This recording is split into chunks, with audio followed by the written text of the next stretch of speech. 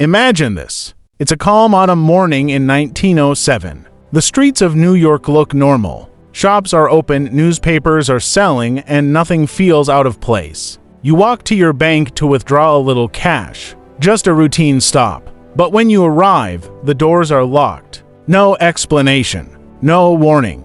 You ask questions, but no one answers. By the end of the day, you learn something terrifying. You are not allowed to touch your own money. Not today, not tomorrow, maybe never. This was the reality of the panic of 1907, and it wasn't caused by war, famine, or natural disaster. It was caused by greed, by two men who believed they were smarter than the system, two men who tried to bend the market to their will and snapped the entire economy instead. Years before the panic, America was already fragile. On the surface, the country looked prosperous, but underneath, cracks were spreading fast. Credit was tight, banks were overextended, and speculation ruled Wall Street. Then, in April 1906, disaster struck. The San Francisco earthquake killed more than 3,000 people and caused over $400 million in damage, an amount that would exceed $13 billion today. British insurance companies rushed to pay claims, draining gold from the United Kingdom. To protect itself, the Bank of England raised interest rates. The shock rippled across the Atlantic, forcing American banks to tighten credit as well. Money dried up. Loans vanished. Businesses began to fail. The financial system was already on edge. And that was when opportunity appeared. Augustus Hines was a man who thrived in chaos. He made his name in Montana's copper country, a brutal frontier dominated by amalgamated copper, a massive trust backed by Standard Oil. Most men feared its power. Hines saw a chance to get rich. He bought mining claims bordering Amalgamated's operations and launched a ruthless campaign. He buried the company in lawsuits while his miners tunneled underground, breaking into rival shafts and stealing over $1 million worth of high-grade copper ore. It was theft, plain and simple. But Hines twisted mining laws to justify it. And when the law wasn't enough, he relied on friendly judges who ruled in his favor again and again. For a time, it looked like he had outmaneuvered one of the most powerful monopolies in America. But legal warfare is expensive. By 1906, Hines was running out of money. His influence collapsed, and he left Montana behind, heading for New York in search of something bigger. There, he met Charles W. Morse. Morse was not a miner or an industrialist. He was a manipulator. From a young age, he learned that deception could be more profitable than honest work. As a teenager, he convinced his father to pay him a generous salary to manage company books, then secretly hired someone else to do the work for a fraction of the cost and pocketed the difference. It was his first taste of profit through manipulation. As he grew older, his schemes expanded. While still a student, Morse organized massive shipments of ice from northern rivers to New York City, selling them to desperate residents. On the return trip, his ships carried coal and lumber south. Before graduating, he had already earned the equivalent of millions. By the early 1900s, Morse controlled nearly every ice company on the East Coast. He merged them into the American Ice Company, a $60 million empire worth around $2 billion today. Newspapers crowned him the Ice King.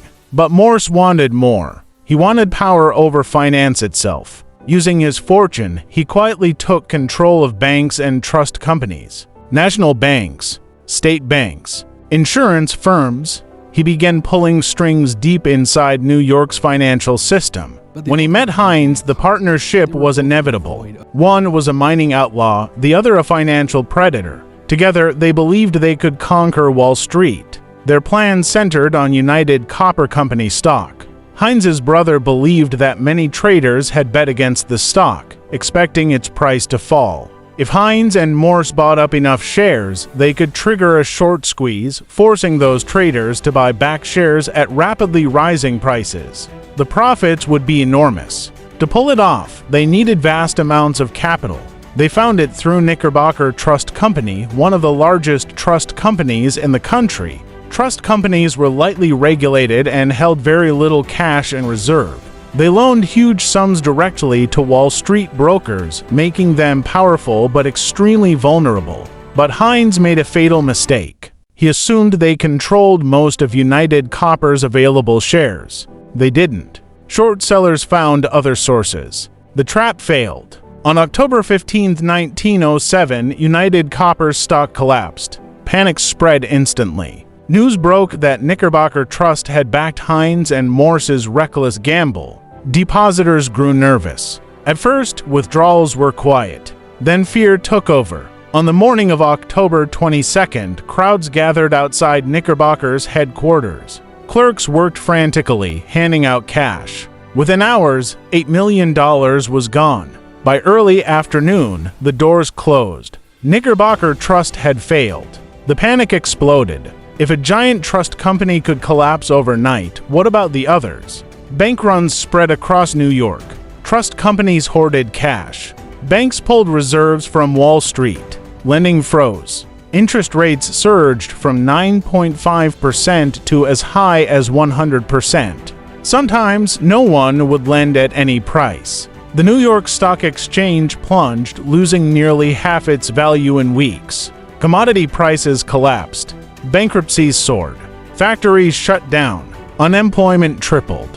What began as one reckless stock scheme became a nationwide economic disaster. There was no central bank, no safety net. The country stood on the edge of collapse. In desperation, Wall Street turned to one man, J.P. Morgan, the most powerful banker in America. Morgan summoned the nation's financial elite to his private library and locked the doors. No one was allowed to leave until a solution was reached. Through the night, they argued and negotiated. By morning, Morgan had forced them to act. Millions were pledged to stabilize banks. A massive fund was created to rescue the stock market. New York City itself was saved from bankruptcy. Confidence slowly returned, but Morgan refused to save Knickerbocker Trust. Some failures, he believed, needed to stand as warnings. The aftermath was devastating. Hines was expelled from banking and drank himself to death within a few years. His brother vanished into obscurity. Morse went to prison for federal banking violations, where he befriended a fellow inmate named Charles Ponzi. The name would later become synonymous with financial fraud. Knickerbocker eventually reopened, broken and diminished. Its president, overwhelmed by disgrace, took his own life. Morgan himself died in 1914, exhausted from serving as America's unofficial central bank. The Panic of 1907 changed history. It led directly to the creation of the Federal Reserve, designed to prevent such collapses. And yet, a century later, the same pattern repeated. In 2008, Lehman Brothers fell, credit froze, panic returned, different names, same greed, same consequences. The lesson is simple. When ambition goes unchecked, when power concentrates without accountability, the cost isn't paid by the schemers, it's paid by everyone else. And the next time the bank doors are locked, it won't feel like history, it will feel like now.